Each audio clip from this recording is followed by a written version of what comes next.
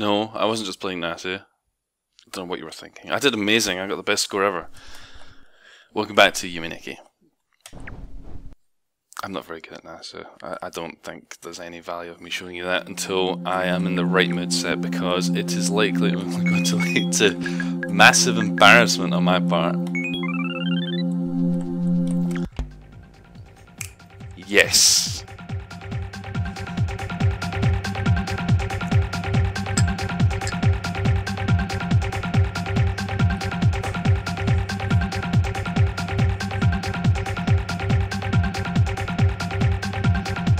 It occurs to me, perhaps this is reaching a little bit, we're going to quit out of that.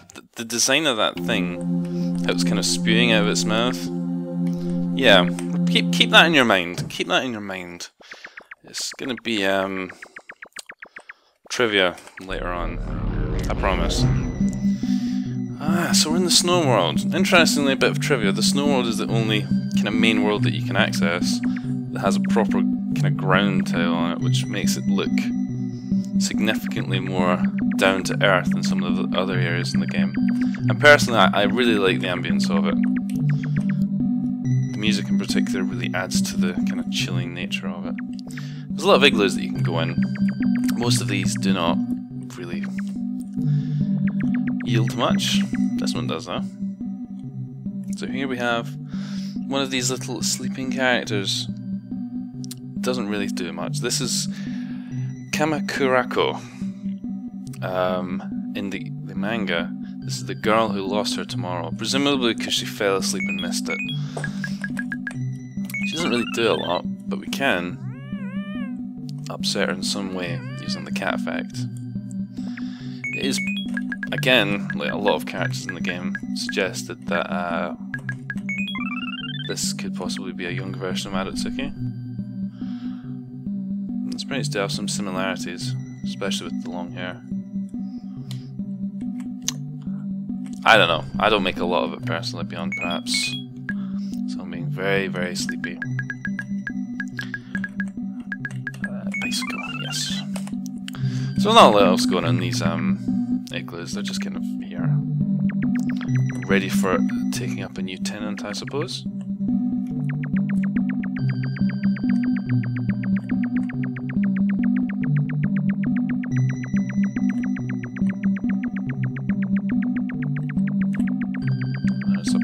So we don't need that. We are awake and full of energy. We do not need a bed. So she's kind of standing out here, all by herself. I always notice the design on the dress. Again, I need to keep that in mind for later on. It's kind of conical, isn't it? Let's go in here. She's guarding a little house. Not a lot going on in here, pretty boring. But she's right there as soon as you leave, which is a little bit distressing. Interestingly, if I was to aggravate her, something I'm not going to show you right now, we'll go into that later, but something else would happen around here. It's a job for another day. We'll do like a grand tour of pissing off all the Turinijin in the game. But who's this little character? So this is a Yuki Onna, and gives us the Yuki Onna effect. Yuki Onna is the snow woman of Japanese kind of mythology. It's an interesting effect. You can make it snow and stop snowing, but we'll demonstrate it at some point. But she kind of moves around at quite a animated pace, considering some of the other characters in the game.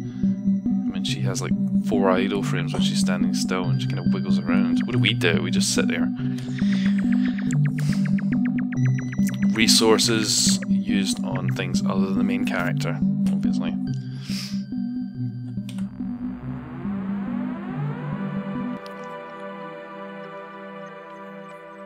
So here we are. The Pink Shawl.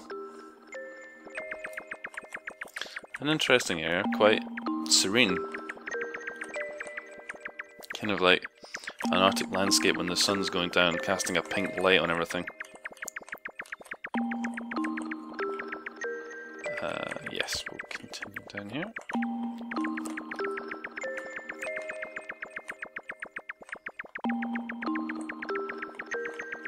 It's a curious area, this. It keeps the themes of the snow world, but at the same time, not entirely. See these giant slingshot things? They don't seem to serve much significance, but they do stick out somewhat from the design of the rest of the world.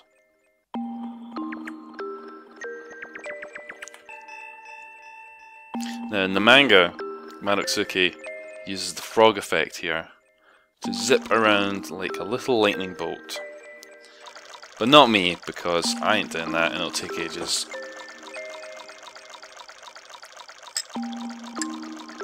Instead we're going to go directly up.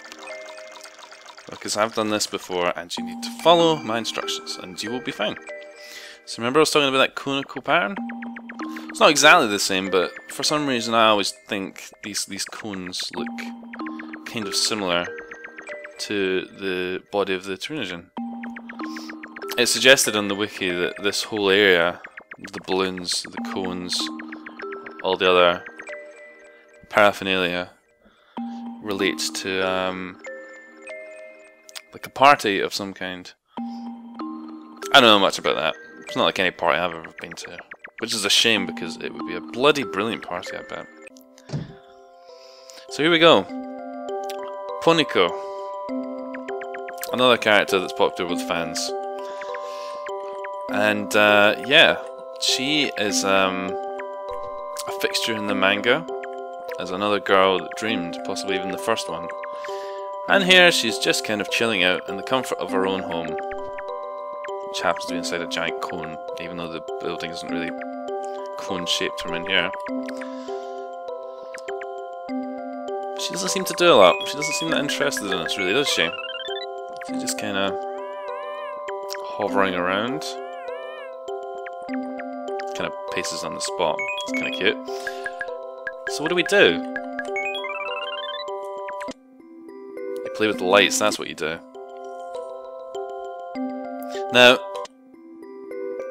in contrast to what a lot of Let's Players do in this area, I'm going to break the mold and show you a different way to trigger this event. I'm not sure if other Let's Players have done this, but... Okay, that happened a lot quicker than I assumed it was going to. Fucking hell. So, ladies and gentlemen, Uboa is apparently not waiting around today. He is out. He is ready. This is like highly amusing. So this is the legendary Uboa, one of the things that draws many people into playing this game. Rather scary when this happens to you the first time, but the thing is, unless you know that this character is here and how to make it happen, the chances of you stumbling across a boa, sorry I'm dropping things, is very slim. 1 in 64 is the chance when you hit that light switch. Many have postulated why this is. I personally like to think that it's because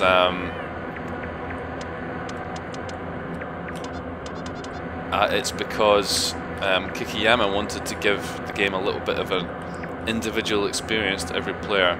You could go through the game many times and get different things happening, and without testing it you probably wouldn't be able to do it. And when you're talking to other people who played the game, they might say, I saw this and I didn't see this. Without further ado, let's give him a hug. So here we are. We are in the aftermath of apparently our interaction with the boa. Despite the simple illustration in the background, this is something that, again, manages to ingrain itself in people's minds. Notice what I said at the beginning? Again, we're talking kind of terse associations, but again, this thing is spitting from its mouth. A very similar looking thing to what those weird Aztec scrolling dudes were spitting.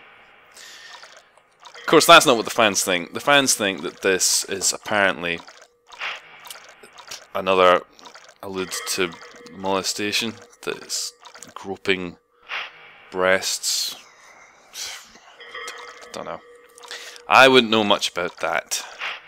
Especially not if I was a giant black thing with 5 legs and spitting and really strange hair.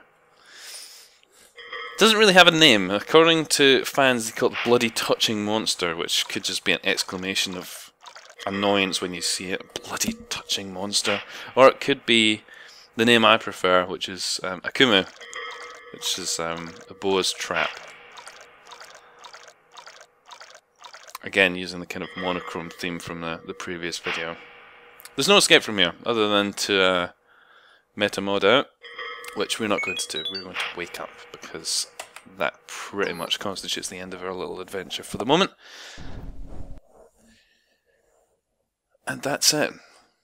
That's it. That's the event that sticks in a lot of people's mind about the game. A boa. In the manga, a boa is portrayed in a kind of an interesting manner. A boa sort of takes over Maritsuki and turns her slightly evil. She starts stabbing everything. It's also interesting because a boa has hair, has a ponytail. And when Maritsuki is being attacked by a boa, she refers to it as Mom. To what end does all this mean? I don't know, especially considering how little faith people have in the manga.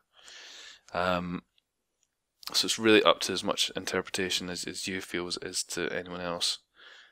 What do I think? I don't know. It's just I think a startling thing more than it is anything else. And it has made a lot of impact in the other fan games that have came out. There's plenty of alludes to it. There's been plenty of alludes to it in media that isn't even related to Dreams. So that's definitely what people remember about the game. And considering the chances of you stumbling across it, blindly playing the game by yourself, is infinitesimally small. You're unlikely to do it. It's amazing that that's the thing that sticks in everyone's mind. Considering all the other weird stuff you can see in this game, the one that draws in the players is the one that's not the easiest to trigger. That was misleading. I have sat in there for a lot longer than that before, trying to trigger that event. And generally that was going in and out of the room to do it. So yeah, a boa. I think that's a good cue to end the video. So, once again, I'd like to thank everybody for watching. See you next time.